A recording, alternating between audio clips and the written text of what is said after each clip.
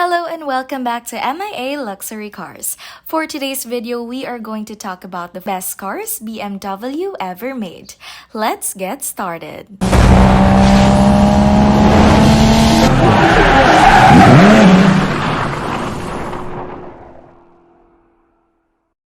E39 M5.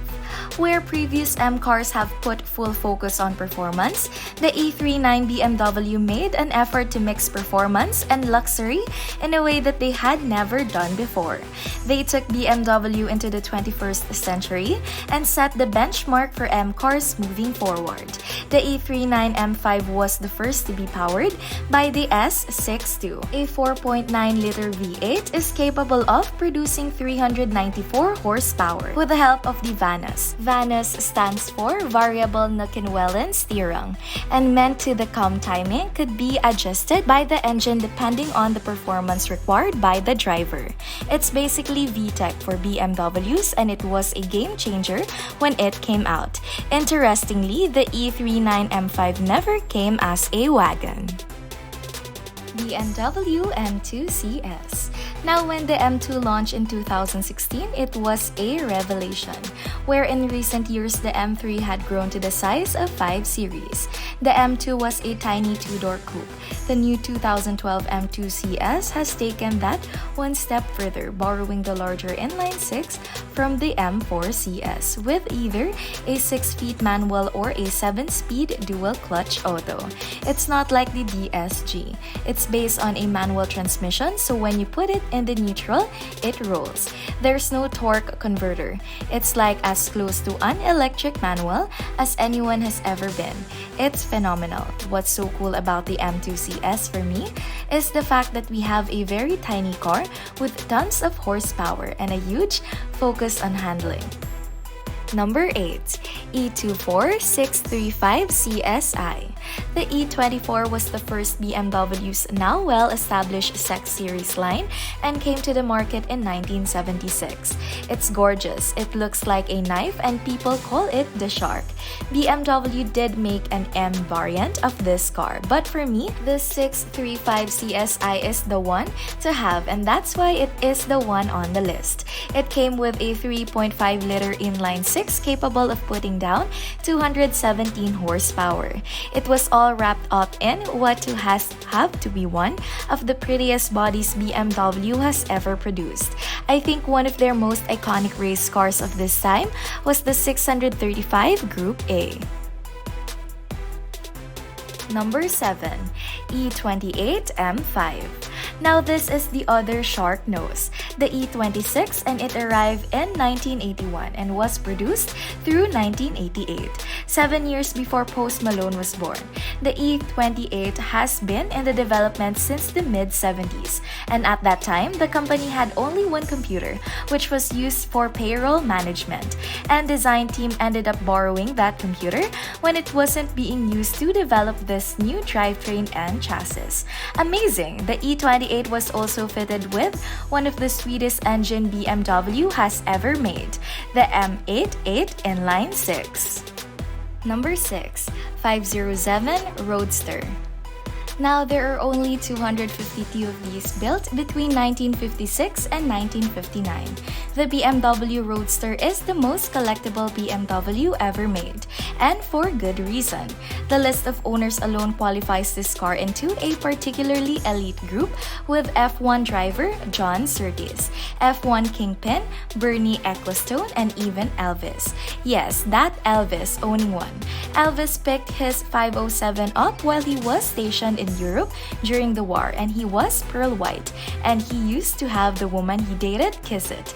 And when Elvis had to come back to the States and he sold the car, it was so covered with gal's mouth's paint that the dude who bought it repainted red, which was, in hindsight, probably a mistake.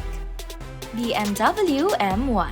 It was the first M car. It has the engine in the middle. Initially, it was built by Lamborghini because they went bankrupt back then.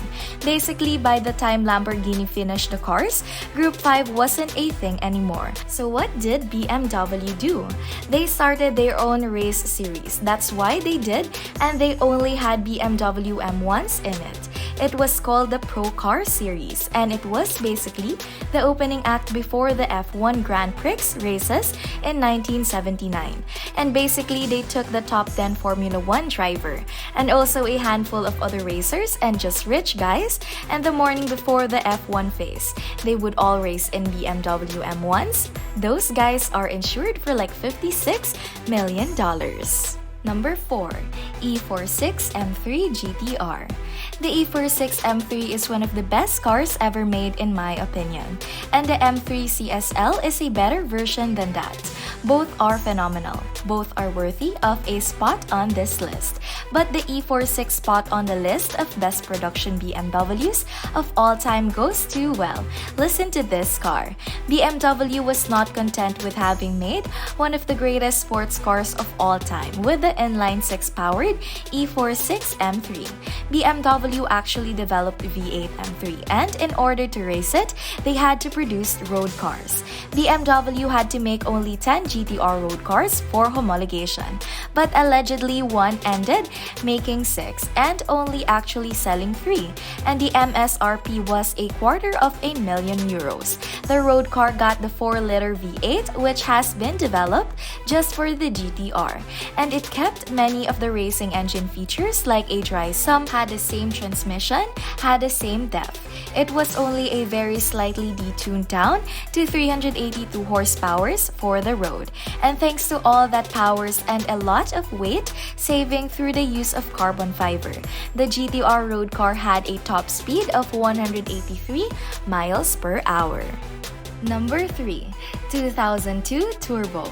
Coming in number 3 is one of the first cars to ever use turbo technology, and sort of like a short in face for anybody who is pissed off when the M3 became turbo.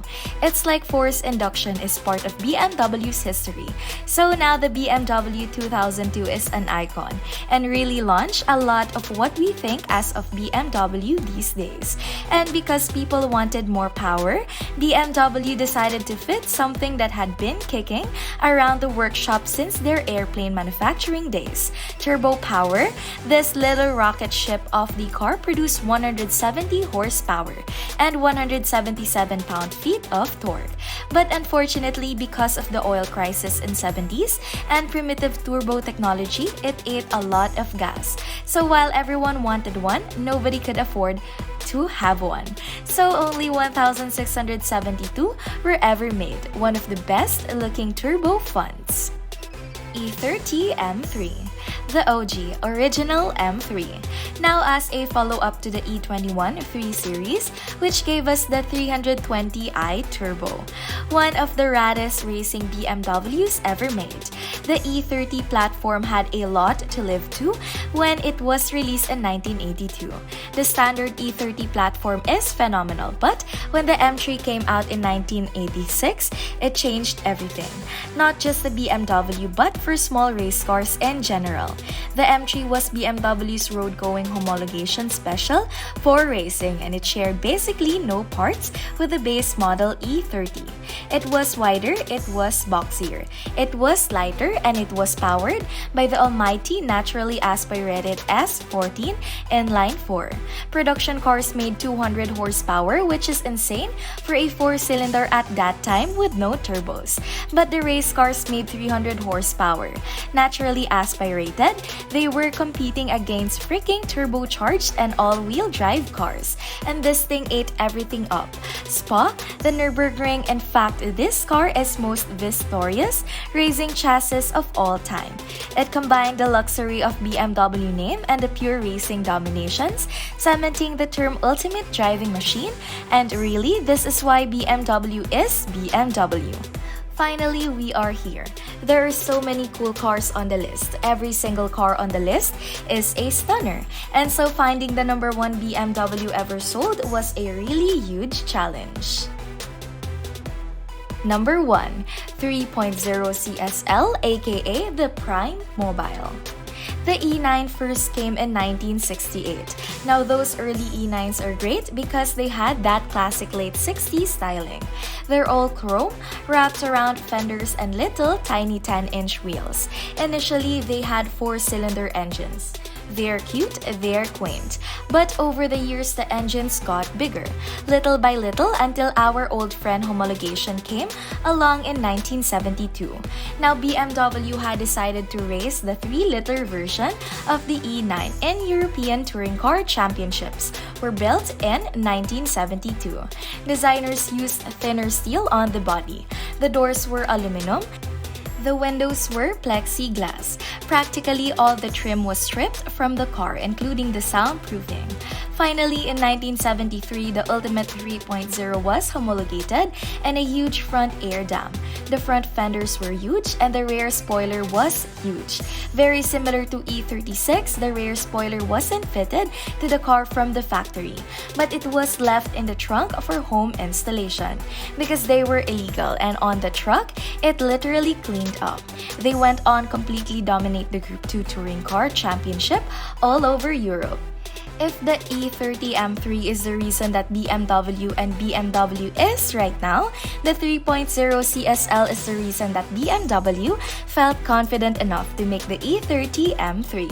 This is one of the coolest cars ever built. Now, what can you say about these best BMW cars? Please let me know by leaving a comment below. And if you enjoyed this video, please press the like button, turn on the notification bell, and subscribe to our channel for more videos like this. Thank you for stopping by to watch. See you on our next video.